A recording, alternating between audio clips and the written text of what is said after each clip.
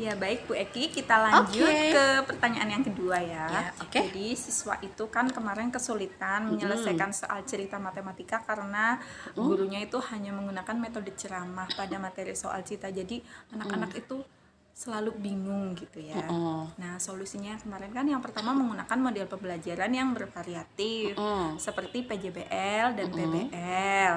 Terus ada lagi menggunakan metode problem solving. Dan yang terakhir yaitu menggunakan media pembelajaran seperti komik yang berisi soal-soal cerita bergambar, media interaktif, dan media konkret. Nah, terus menurut Ibu nih, gimana solusi yang paling tepat digunakan? Ya, Iya. ini sebenarnya permasalahannya hampir mirip dengan permasalahan yang Yang pertama. iya. Hanya saja untuk permasalahan yang kedua kita lebih mengkerucut Iya, ke soal cerita Iya, seperti betul. itu.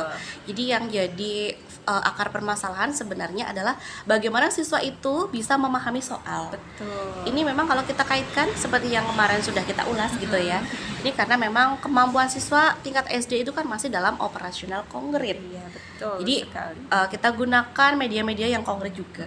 Ini juga sama jawabannya seperti tadi, kita kombinasi lagi. Iya, kita Mix kombinasi. and match lagi Iya, seperti itu, tidak bisa berdiri sendiri. Contohnya seperti ini. Kita gunakan media pembelajaran seperti komik.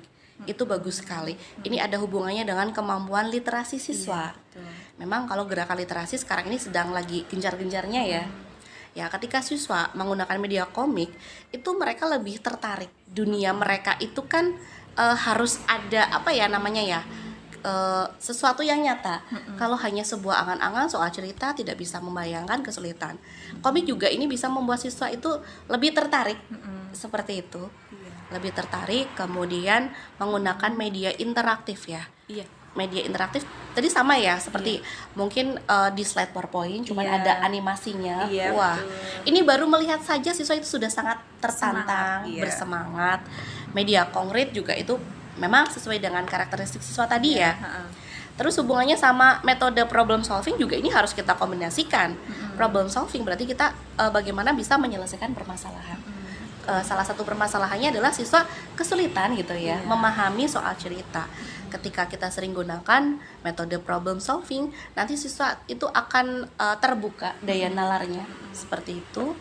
Kemudian model pembelajaran yang bervariatif itu memang wajib sekali supaya proses pembelajarannya itu jadi lebih aktif seperti itu. Iya, jadi alasannya memang harus kita kombinasikan ya Bu, nggak Iya. cuma satu aja model pembelajaran PJBL sendiri gitu.